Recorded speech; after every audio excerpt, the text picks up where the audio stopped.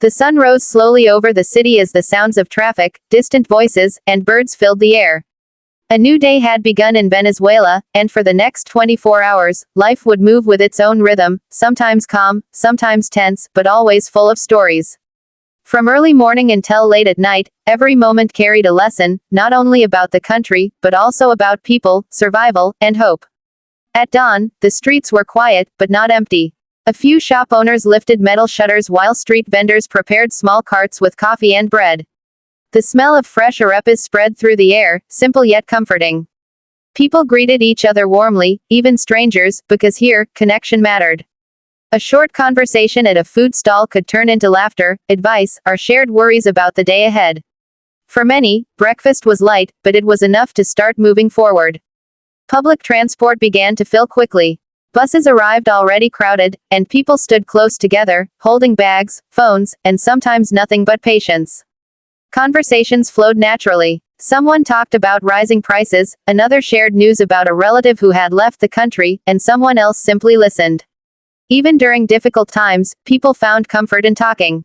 English learners listening to such conversations could notice how everyday language is full of simple expressions, repeated ideas, and emotions that make understanding easier. As the morning progressed, the city grew louder. Markets became busy with sellers calling out prices and buyers negotiating carefully. Money was counted slowly, and decisions were made with care. Despite challenges, people tried to maintain dignity and routine. A mother explained homework to her child while waiting in line. An elderly man joked with a fruit seller. These small scenes showed resilience without needing dramatic words. By midday, the heat became strong. Many people looked for shade or returned home for a short rest. Electricity cuts were common, so phones were charged whenever possible.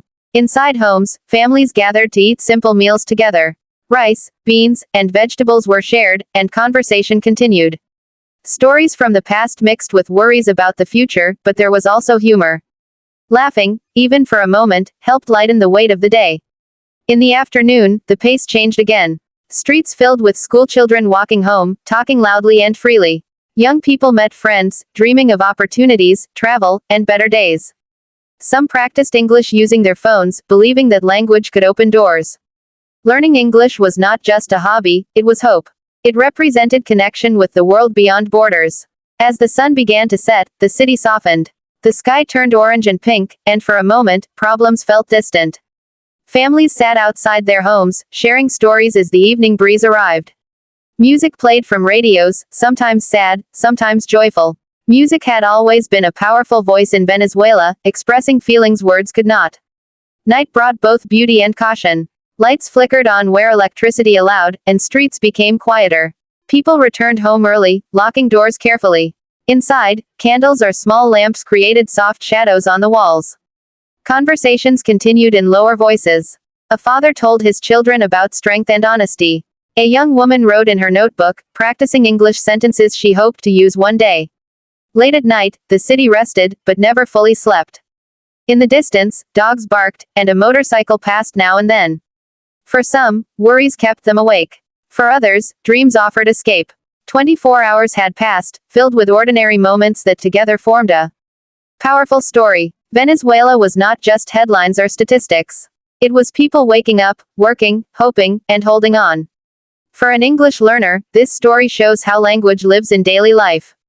Simple words, real emotions, and clear situations help improve understanding.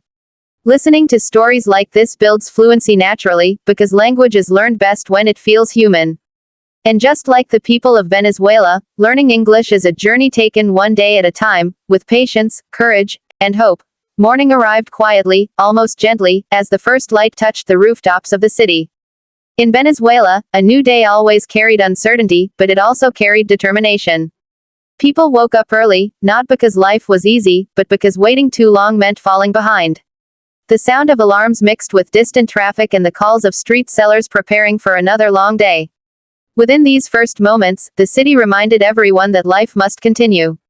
In small kitchens, families prepared whatever breakfast they could manage. Coffee was strong and carefully measured. Bread was shared, sometimes divided into smaller pieces so everyone could have a bite. Conversations were short but meaningful. Parents reminded children to be careful, to study hard, and to stay hopeful. These everyday exchanges used simple language, repeated phrases, and clear emotions, making them easy to understand and powerful at the same time. Outside, public transportation became the center of daily life.